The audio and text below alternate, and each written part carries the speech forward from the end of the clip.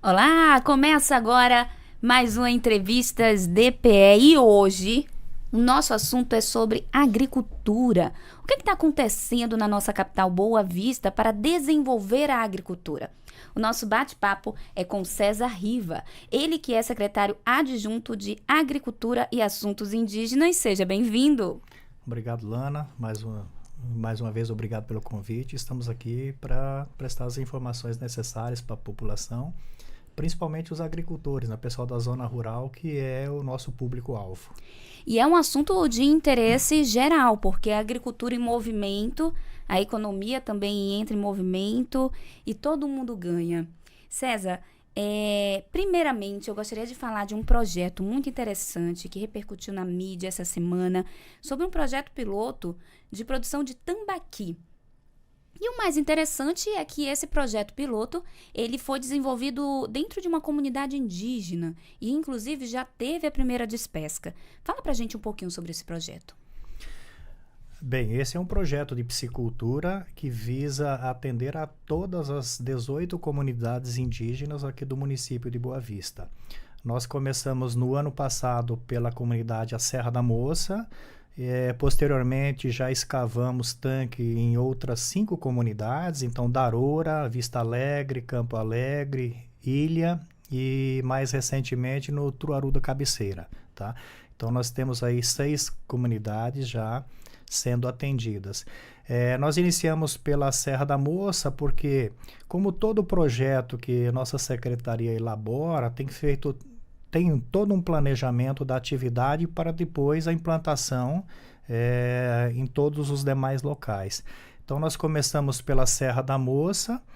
Esse projeto, ele acompanha todas as etapas. Então, nós fazemos a escavação dos tanques, posteriormente o tratamento da água, a capacitação das pessoas envolvidas no projeto, o acompanhamento, assistência técnica durante todas as etapas até o momento da despesca, o fornecimento de equipamentos para monitorar a qualidade da água, para fazer a biometria, né, dos peixes, ver como é que está a evolução, o crescimento, a ração, que também é fornecida para todos os ciclos, né? Então a ração para levino, a ração para engorda, até o momento da despesca. E é um projeto que foi implantado no ano passado na Serra da Moça. Em março, nós colocamos os alevinos nesse tanque. São 2 tanques naquela comunidade. E nós fizemos há poucos dias a primeira despesca, tá? Então, foi feito todo o acompanhamento durante esses 9 meses e o resultado foi muito satisfatório. Isso nos permite dar continuidade no projeto e implantar, então, esse projeto nas demais comunidades. Realmente quem ganha são as famílias que moram ali, afinal, o peixe produzido é vendido, né? Sim. Uma das ideias do projeto é que ele se torne autossustentável. Significa dizer que a cada despesca, as pessoas envolvidas naquele projeto têm o compromisso de reservar uma parte dos recursos para dar continuidade, né, digamos assim, com a aquisição de alevinos, de ração para o próximo, né, para a próxima fase. Então, na Serra da Moça, nós tiramos cerca de 1.800 quilos de tambaqui em um dos tanques. Ficaram alguns lá, então nós estamos calculando aproximadamente 2 toneladas de peixe por tanque, né? E esse peixe, uma parte é para consumo da comunidade e a outra parte é para ser comercializado. Como é que foi essa troca com as famílias lá da comunidade, né? Realmente levando o conhecimento técnico e também eles com o conhecimento deles, né? Essa troca ali de produção e essa recepção deles também. Como é que foi? Nós já atendemos as comunidades indígenas desde a criação da secretaria em 2017. Então, nós temos assim um contato quase que diário, né, com as lideranças, com os tuxaus de cada comunidade e também com a população de uma maneira em geral, principalmente aqueles agricultores que produzem, né, determinadas culturas dentro das suas comunidades. Quando nós lançamos a ideia do projeto de piscicultura, de cara esse projeto foi bem aceito, até porque o peixe é um dos principais alimentos, né, das comunidades. E, claro, tem que se observar algumas regras. Primeiro, tem que ter a anuência da FUNAI, né, para desenvolver esse projeto lá dentro, e tem que ser peixes nativos da região. Então, nós não tínhamos como colocar outro tipo de peixe ali que não fosse da região. E o tambaqui é um peixe que ele tem, né, um crescimento muito rápido, né, e ele tem um excelente valor comercial. Então, quando nós conversamos com o Tuxaua sobre os projetos, já foi aceito de imediato. O próprio Tuxaua, né, em conversa lá com a comunidade, já definiu quem seriam as pessoas envolvidas nesse projeto, as famílias envolvidas, que é muito importante, porque o projeto, como eu falei, ele contempla também uma etapa de capacitação, né? E essas pessoas tinham que ser preparadas para, né, fazer com que esse projeto fosse bem sucedido. Então, a aceitação foi imediata. Hoje nós temos, assim, diversas pessoas querendo participar, né? Então, quer dizer, a continuidade do projeto vai garantir isso. E na conclusão desse projeto, nós esperamos atender cerca de 850 famílias, né, nessas 18 comunidades. Isso é um número muito expressivo, muito positivo. Realmente é uma meta que a gente deseja que vocês alcancem muito em breve. E falando dessa troca, de levar isso até as comunidades, é um movimento muito importante, né? Você falou do tambaqui, como ele foi escolhido, realmente vem para fortalecer mais ainda as comunidades, e agora vocês querendo levar ainda para outras comunidades, é muito importante, né? Sim, o projeto ele é pensado sempre para atender a todos, né? Então nós não fazemos assim ações isoladas. Qualquer projeto que nós desenvolvemos na secretaria, ele tem o objetivo primeiro de atender a toda a população, né, daquela área. Então no caso do projeto de piscicultura, que se chama Moromori, né, uma palavra em macuxi que significa peixe bom. Tá? Olha, tudo a ver, né? Tudo a ver. Esse projeto foi pensado para todas as comunidades, tá? Então, claro, como eu também já mencionei, nós precisamos primeiro fazer, porque para nós também é o primeiro projeto, então também é digamos assim, uma fase de aprendizagem, né? Nós contratamos mão de obra terceirizada para dar essa assistência técnica, pois nós não tínhamos um profissional dentro da secretaria com esta formação. E o objetivo sempre é atender a todos. Então, nós começamos pela Serra da Moça. Hoje já tem tanques com peixes na comunidade do Darura, na Vista Alegre, no Campo Alegre. Há menos de 15 dias nós escavamos o tanque da comunidade Truaru da Cabeceira, que logo vai ser também povoado com os alevinos, né? E a ideia é que até o final desse ano, se não todas, mas praticamente todas as comunidades já tenham seus tanques com os peixes, né, já em fase de crescimento. Secretário, após essa primeira despesca, esse suporte técnico continua? Ou vocês vão manter ali, já ensinaram, já deram os primeiros passos e as comunidades vão ter que seguir, ou o suporte técnico continua? Não, o suporte técnico continua, inclusive o fornecimento de alguns desses insumos, né? Porque o tanque está escavado, que representa uma das principais despesas, é muita hora de máquina para escavar um tanque com tamanho apropriado. Então, digamos assim, uma das principais despesas, ela já foi feita, não há necessidade de um novo investimento nisso. Mas há necessidade de se investir na aquisição de alevinos, no acompanhamento de um técnico durante, né, todas as etapas.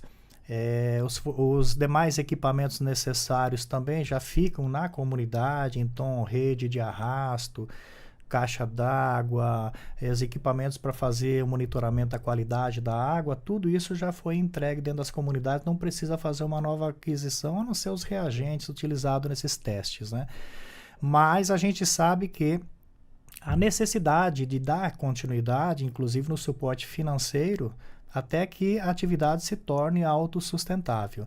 Nesse primeiro momento, a ideia é escavar 2 tanques em cada comunidade, mas sabemos que para uma exploração comercial da atividade, há necessidade de fazer mais, tá? Mais tanques, para que você consiga fazer um escalonamento dessa produção, para que você consiga tirar esses peixes com a frequência maior. E assim a atividade ela vai se tornando autossustentável até o momento em que aqueles envolvidos no projeto terão continuidade de dar condições, né, de dar continuidade, né, a esse projeto. Não só pelo conhecimento adquirido, mas pela própria receita oferida com a venda de parte dessa produção para ser novamente reinvestida na atividade. Você falou sobre a qualidade da água. Realmente é um fator fundamental para o peixe também, na hora da despesca, tá saudável. Como é que é feito esse monitoramento da qualidade da água e o que inclui para ter ali a certificado? Essa água tá legal, aqui a gente pode manter os peixes. Bem, a qualidade da água ela envolve várias etapas. Desde o momento que você escava um tanque, você tem que fazer uma preparação. Então, você tem que fazer a calagem, tá? É como se fosse um trabalho de desinfecção, né, daquela área onde você vai colocar os alevinos. Então, você faz um tratamento com calcário, tá? Com cal, né, para combater alguns patógenos que podem futuramente, né, vir a interferir na produção, na mortandade desses peixes. Então é feito um trabalho inicial, é feito um trabalho à base de sulfato de cobre também, para você já desinfectar a água já, né, dentro desse tanque. Posteriormente, se faz também o acompanhamento desses alevinos que são colocados lá dentro. Então, se monitora a água em relação à turbidez, tá? Ao percentual de oxigênio dentro dela, porque muitas vezes a pessoa se empolga, ela manda escavar um tanque na sua propriedade e joga ali, né, milhares de alevinos. Esses peixes, à medida que eles vão crescendo, eles estão competindo pela alimentação e pelo oxigênio presente na água também.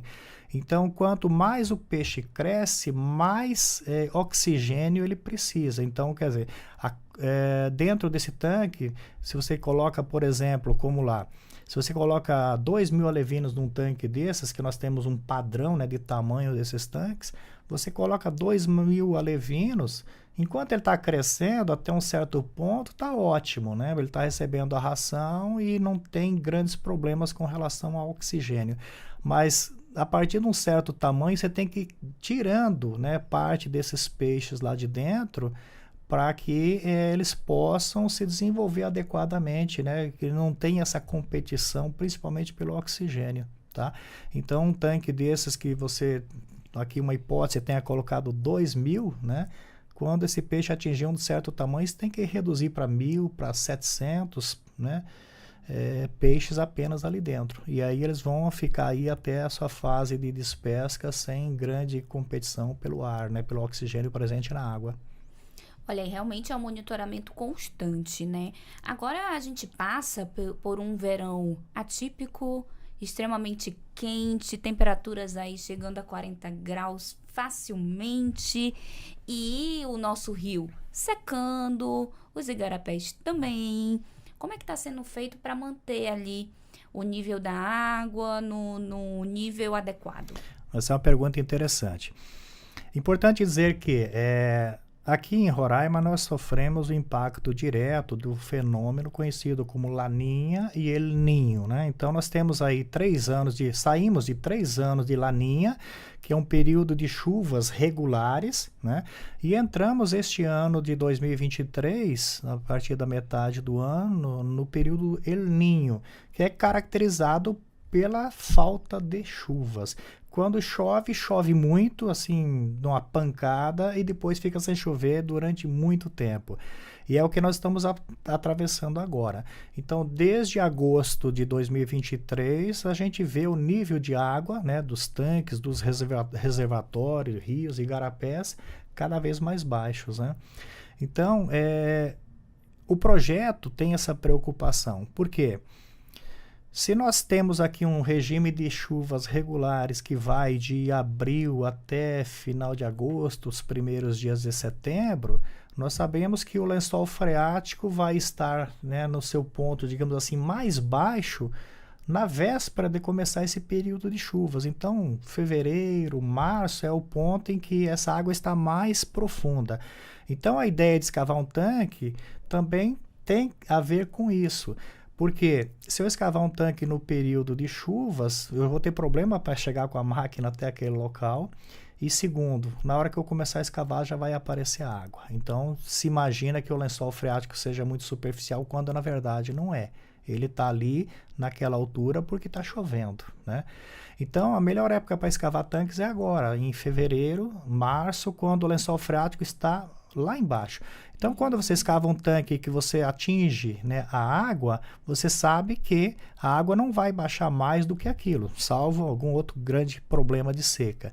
Então, a partir daquele, né, daquela, digamos assim, onde você encontrou água, é que você vai escavar mais uma certa profundidade para que esses peixes, né, ou um projeto de irrigação, para que não venha faltar água tanto para os peixes quanto para a irrigação da sua propriedade, tá? Então, assim, muitas vezes as pessoas não entendem, querem a escavação de um tanque numa época que não é a mais propícia, tá? Então, a melhor época é agora, a partir de janeiro. Então, janeiro, fevereiro, março são os melhores meses para a gente escavar um tanque sem correr grandes riscos de faltar água nesse período de verão. Que informação interessante, né, gente? A gente realmente sabe que a água é fundamental. Por isso, essa informação faz total diferença. Agora, eu gostaria de saber em relação ao tempo, né? A partir do momento que a gente coloca lá nos tanques o peixe, né, levino ainda, até a despesca. Normalmente, quanto tempo isso demora? A quantidade de ração por dia também faz a diferença? Sim, o peixe, por isso que é importante transmitir esse conhecimento para as pessoas envolvidas no projeto e ter esse acompanhamento de um técnico especializado da área. Nós costumamos dizer na secretaria que quando a gente faz um projeto, a gente tem sempre essa preocupação para que ele tenha começo, meio e fim, para que ele não fique pela metade. Então, temos que contemplar todas as etapas, tá? Então, o alevino, quando você coloca ele no tanque, o ideal é que você tenha um berçário, um tanque menor na tua propriedade, onde você vai criar esses alevinos até um determinado tamanho. E a partir dali você passa então para aquele tanque onde ele vai permanecer até o momento da despesca. Esse alevino ele tem vários tamanhos. Tem o alevino que tem um tamanho, né, normal aí de 3, 4 centímetros. Tem o alevinão que ele já é um pouco mais crescido. Então, quando você coloca ele no tanque, a possibilidade de mortandade é menor, tá? Ele é um peixe mais resistente. E aí, dependendo do tamanho que você colocar no tanque, é importante fornecer a quantidade certa de ração. O tipo de ração, porque a ração ela tem vários tamanhos, tá? Ela é classificada por milímetros. Então, o alevino eu não posso dar uma ração de peixe de engorda, porque ele não vai conseguir comer. É uma ração extrusada, ela flutua e o peixe vai ali e abocanha, come o suficiente, né, tá? Para ele se manter até a próxima alimentação. Então, na fase de alevino, a ração tem um tamanho, de crescimento tem outra, de engorda, até o momento da despesca. São 4, 5 tipos e tamanhos diferentes de ração. E é importante que a pessoa saiba disso para não fornecer uma ração errada. Porque o peixe não vai se alimentar direito, não vai crescer no tempo certo e você vai ter um desperdício de ração. Essa ração ela flutua por um tempo, depois de muito úmida ela vai para o fundo, tá? Olha, e perde, né? Perde, tá? E a ração é cara, né? Tá? Representa um custo significativo. Então, respondendo à tua pergunta, hoje, na Serra da Moça, nós fizemos a primeira despesca com 9 meses e meio aproximadamente, tá? Se você quer deixar esse peixe um pouco mais de tempo dentro do tanque, pode deixar, esse peixe continua crescendo, só que vai se tornando cada vez mais cara a manutenção, que quanto maior mais ele come, mais caro vai ficando o teu custo de produção, a um ponto que ele se torna inviável continuar dentro do tanque, é hora de tirar ele e vender. Tá? Um tambaqui consegue chegar até que tamanho? Nessa despesca nós tiramos tambaqui de 2,5 kg até 4 kg. Olha, tá? Que legal. Com 9 meses e meio, tá? Nós colocamos o alevinão, ele já era um tambaqui já crescido, né? Então, com isso nós ganhamos aí praticamente 2 meses, tá? Agora eu quero saber, o senhor por um acaso já tomou uma damurida, já comer um tambaqui assado feito dessa produção? Como é que ele estava? Estava saboroso? Passou no teste de qualidade? Eu costumo brincar, né, tá? Que, né, a primeira prova tem que ser nossa, para ter certeza que tá bem feito, né? O Alexandre Atuchal, da Serra da Moça, ele mandou 2 tambaquis, mandou um para mim e mandou um pro prefeito também. O prefeito até fez, né, um videozinho lá nas suas redes sociais, agradecendo ao Alexandre também, né? Mas tambaqui de primeira, né? Tá, tambaqui muito saboroso, né? E a gente vai continuar comendo outros aí na medida em que, né, forem aparecendo. O senhor gosta mais de tambaqui assado, na da morida, frito? Olha, peixe, eu gosto muito de peixe. Eu como peixe frito, assado. Eu já fui piscicultor, né? Tá? Então, em relação à da morida, né? Tá? Já comi da morida também, inclusive em comunidades indígenas, né? Recentemente, nós acompanhamos alunos da Fundação Getúlio Vargas que fazem um processo de imersão de 1 semana, né? Todos os anos em alguma prefeitura né, principalmente de capitais. E esse ano esses alunos vieram para cá, então nós levamos eles até comunidades indígenas e eles também tiveram a oportunidade de comer alguns pratos típicos, dentre eles a da morida, né? Tá? Perfeito. Olha aí, gente, a gente percebe realmente que a agricultura na capital está chamando a atenção porque diversos segmentos estão recebendo a atenção devida. Inclusive, tem a AgroBV, que acontece todos os anos, justamente para expor todas essas atividades. Tem um conjunto de atividades, né? E a gente percebe também esse potencial na agricultura na capital Boa Vista.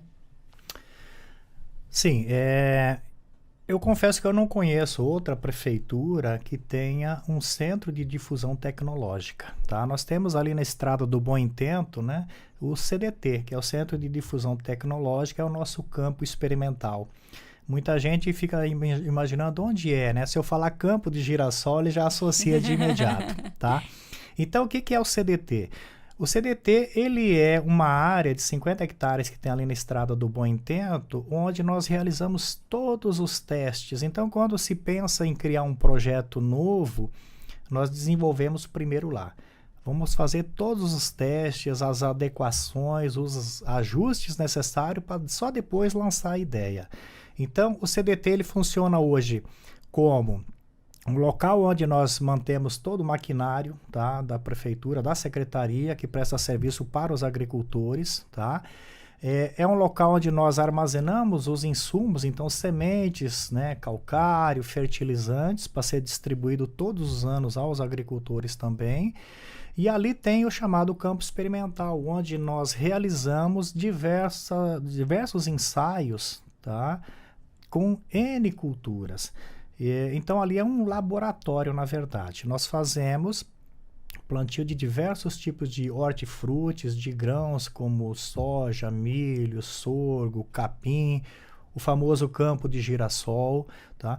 Então, todas essas atividades são desenvolvidas ali dentro e só são levadas para os agricultores a partir do momento que já foram testadas. Então, os resultados obtidos dali elas são publicados posteriormente, tá? E essas informações são disponibilizadas gratuitamente para qualquer pessoa que tenha interesse. Ali dentro do CDT, nós fazemos agora, no mês de março, faremos o segundo dia de campo. Então, já estamos, né? A nossa equipe já está lá plantando diversas culturas para serem apresentadas aos interessados nesses 2 dias de campo que devem acontecer agora no mês de março. Então, ali nós estamos plantando diversas coisas, melancia, maracujá, mamão, diversas cultivares de batata doce, novidades, né, que a gente já lançou ano passado, como a cenoura, a beterraba, a cebola de cabeça, tá? Enfim, vários produtos que estão sendo testados para depois mostrar para o agricultor qual é a melhor maneira dele produzir na sua atividade sem ter que ficar fazendo esses testes nas suas propriedades. Porque esses testes também são caros. Além do investimento que ele tem que fazer, se ele errar nesse primeiro momento, ele só vai conseguir testar novamente talvez no ano que vem. Então, isso demanda um tempo também. Então, com esse trabalho que nós fazemos no CDT, ele favorece muito aos agricultores, principalmente aos agricultores familiares, que é o foco de atuação da nossa secretaria. No mês de julho acontece a AgroBV, né, que é o maior evento do agro aqui do estado. É um evento técnico, importante ressaltar isso, né? Tá? Um evento técnico. Então, nós já começamos a preparar a área para plantar milho, soja, os girassóis, outras culturas que as empresas interessadas, empresas fornecedoras de semente ou de algum outro tipo de insumo, disponibilizam esse material porque elas também têm interesse em fazer esses testes aqui no nosso estado. Então, elas disponibilizam, elas acompanham todas as etapas de crescimento dessa produção. E isso é apresentado ao público no mês de julho, na última semana de julho. Por quê? Dia 25 de julho é o dia da agricultura familiar, né? Então, nós fazemos o evento nessa última semana, justamente convidando não só os agricultores, como a população em geral para conhecer. Então, a população tem a oportunidade de chegar lá, ver plantio de soja, de milho, de girassol, né? Tá? Tirar suas fotos. Muitas empresas, né, que expõem máquinas, equipamentos, insumos estão lá presentes também. No ano passado foram quase 50 empresas, né, instituições financeiras, né, alguns bancos, instituições de ensino também. Então, é uma gama muito grande de pessoas e de instituições envolvidas nesse projeto, que culmina então com a AgroBV, que acontece nessa última semana do mês de julho. Significa dizer que eu tenho que conhecer o ciclo de cada cultura para plantar no dia certo, na semana certa. Porque girassol, por exemplo, se eu quiser que eles estejam floridos no dia do evento, que são só 2 dias, no máximo 3, né? É preciso retroagir no tempo e saber a data que eu preciso plantar para que eles estejam floridos, bonitos no dia do evento.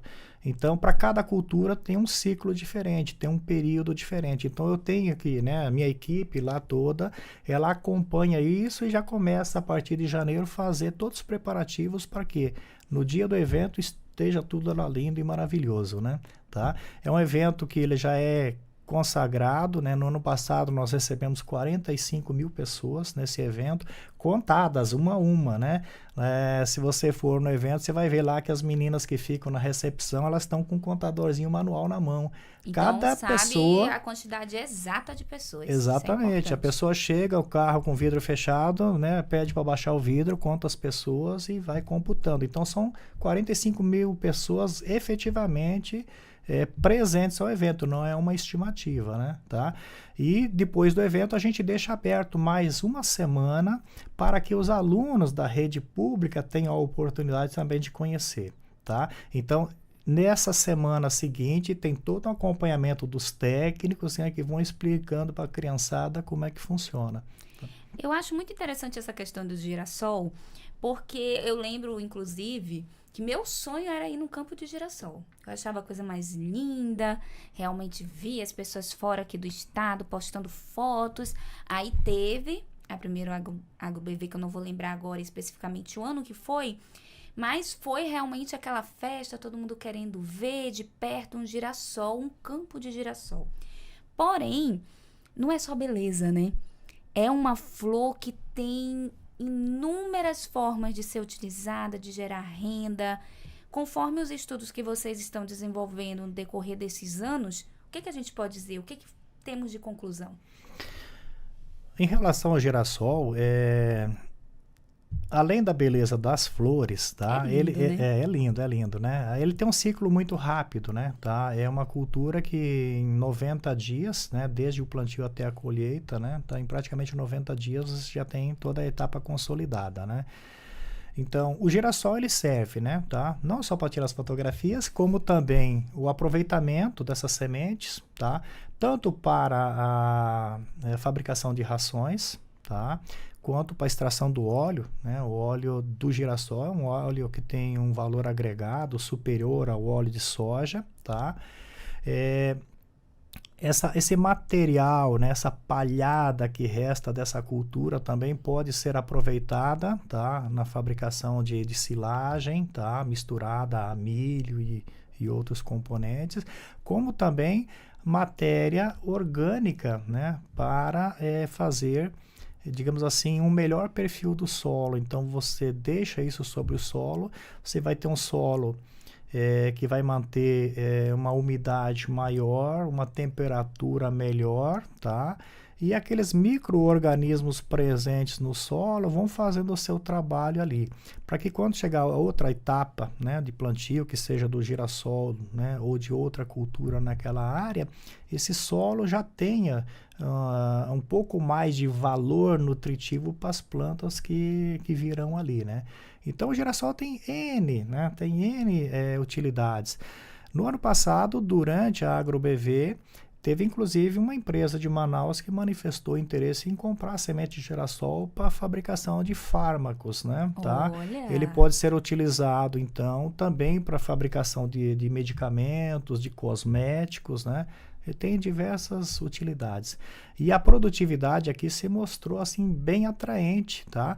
Então hoje já é possível afirmar que se você aproveitar bem esse regime de chuvas que nós temos, você pode fazer o girassol como uma safrinha. Você tem uma cultura principal, digamos que a soja, colheu a soja, você já coloca o girassol ali, em pouco tempo você vai ter resultados também com aquela cultura. Então você consegue, digamos assim, produzir 2 vezes, né, na mesma área ao longo do ano. Que maravilha, gente. Tudo isso é resultado de pesquisa, de estudo. Você vai lá, tira a foto, mal sabe que realmente tem outros inúmeros benefícios.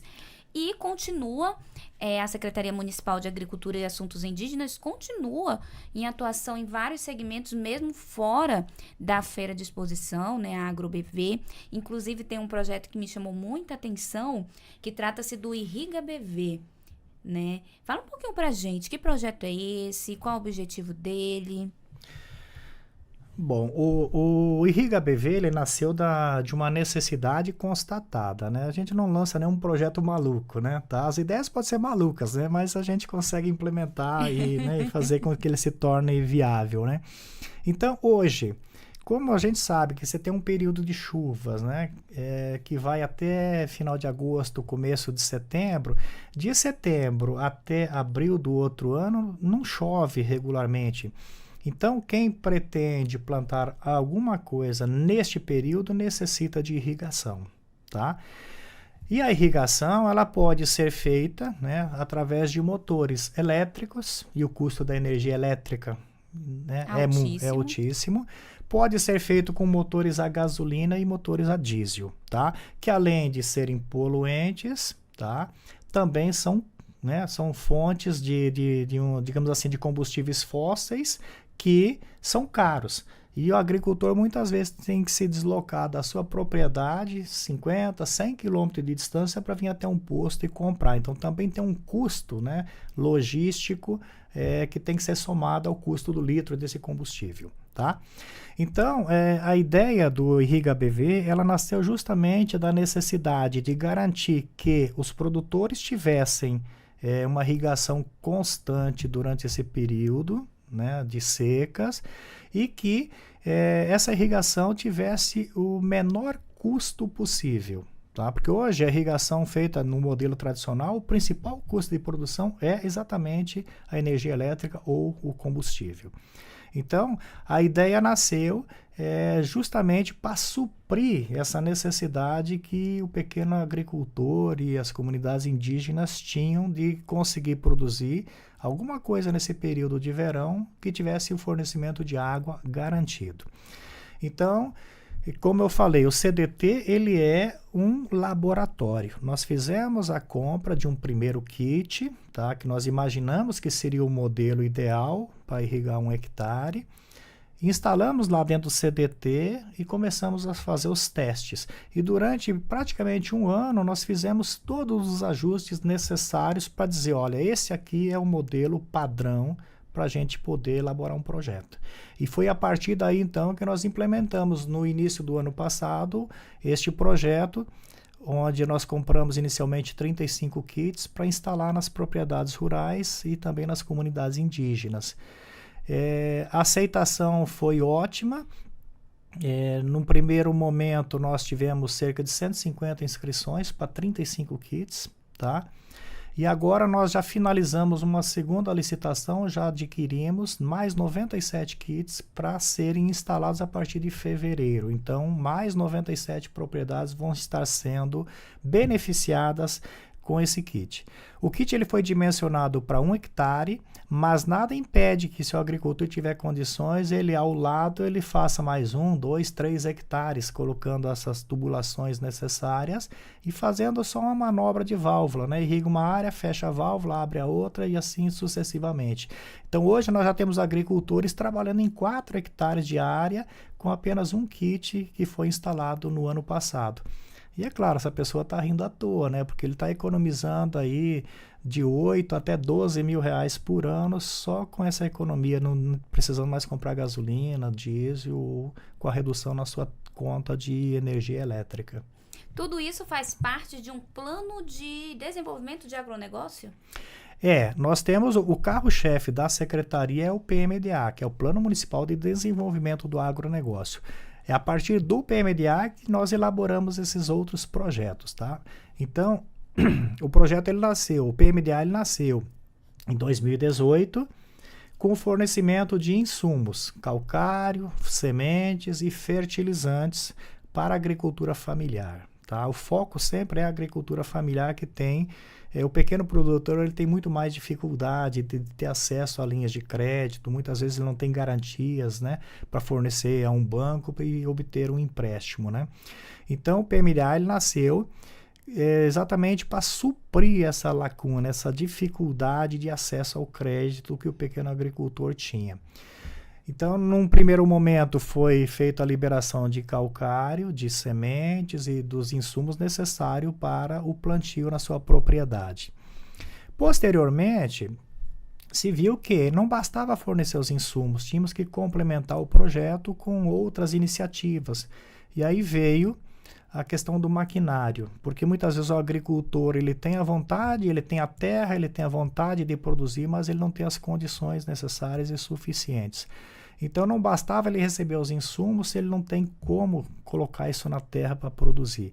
Então a partir daí a secretaria começou a adquirir também máquinas agrícolas, implementos agrícolas e patrulhas mecanizadas para fazer com que essa atividade do homem do campo fosse facilitada, fosse agilizada. E a partir daí então se diminuiu digamos assim, a mão de obra manual e partiu-se mais então para um serviço mecanizado. Então, desde o início da secretaria, houve essa preocupação e hoje nós temos um parque de máquinas somente na secretaria de 116 máquinas, né, que estão, muitas delas, alocadas a associações, a cooperativas, a grupos, né, organizados de produtores em várias regiões aqui da zona rural do nosso município. E as outras estão conosco, que ficam no CDT, onde nós realizamos atividades também diárias de auxílio ao homem do campo. Hoje, por exemplo, essa semana, na verdade, nós estamos finalizando um mutirão de calcário, né, incorporação de calcário no solo, na região do Murupu, em Nova Amazônia, incorporando agora para que o agricultor já tenha condições de, a partir de abril, comecinho de maio, plantar e aproveitar esse período de chuvas, né, para ter uma boa colheita. Olha só que bacana. César Rivas, secretário adjunto de Agricultura Familiar e também Assuntos Indígenas. Eu gostaria de agradecer sua entrevista, mas antes da gente finalizar, eu gostaria de saber, entre esses assuntos que a gente conversou hoje, algo mais de interessante, de importante que o senhor queira ressaltar? Já foi dito, né? Tá, o foco da nossa secretaria é a agricultura familiar, né? Tá? Hoje nós atendemos, que muita gente também desconhece, nós temos 18 comunidades indígenas dentro do nosso município, né? Tá? Uma localizada ali na estrada do Taiano, quase já divisa com Alto Alegre, 4 ali na proximidade do Passarão, do lado de cá do rio, e as outras 13, né, do outro lado, que é a região do Baixo São Marcos, né? Então, depois do rio Urariquera ali no Passarão, Boa Vista continua mais 50 quilômetros para frente, e ali tem 13 comunidades indígenas que também são assistidas pela prefeitura, porque tem serviços públicos, tem agricultura, tem educação, né? Então são várias secretarias, né? Secretaria de Ascenges também, né? Que realizam um trabalho muito importante dentro dessas comunidades. Então são várias secretarias trabalhando em conjunto para atender essa população, tanto dos povos indígenas quanto, né, dos demais habitantes da zona rural do município, né? Então, o trabalho que nós fazemos na secretaria é voltado para esse público, não quer dizer que outras pessoas também não possam ser contempladas. Maquinário, por exemplo, o agricultor que tenha interesse em fazer um determinado serviço na sua propriedade, dentro do município de Boa Vista, independente se for indígena, né, tá? Se for agricultor familiar, o pequeno produtor ou outro, ele se dirige até a secretaria, faz lá a sua solicitação e ele vai ser atendido, tá? Então a gente tem essa preocupação também, não deixar, digamos assim, o atendimento só nesses dois públicos que eu mencionei, mas também abrir, permitir que outras pessoas tenham acesso, tá? Como a nossa área de atuação é mais a zona rural, a gente acaba, né, sempre falando de agricultura familiar, né? E não podemos esquecer que é a agricultura familiar que coloca a comida na nossa mesa. Tá? 75%, isso é um dado internacional da organização, né, das Nações Unidas, né, voltadas para a questão da alimentação, cerca de 75% do que se consome, tá, na cidade vem da agricultura familiar.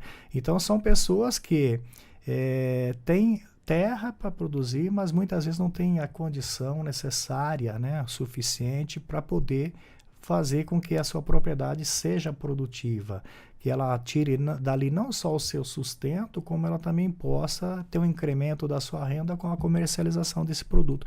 E aí é que entra o papel, então, da Secretaria da Prefeitura Municipal de Boa Vista, de fomentar a atividade agrícola dentro do município. E a gente vê resultados fantásticos, né?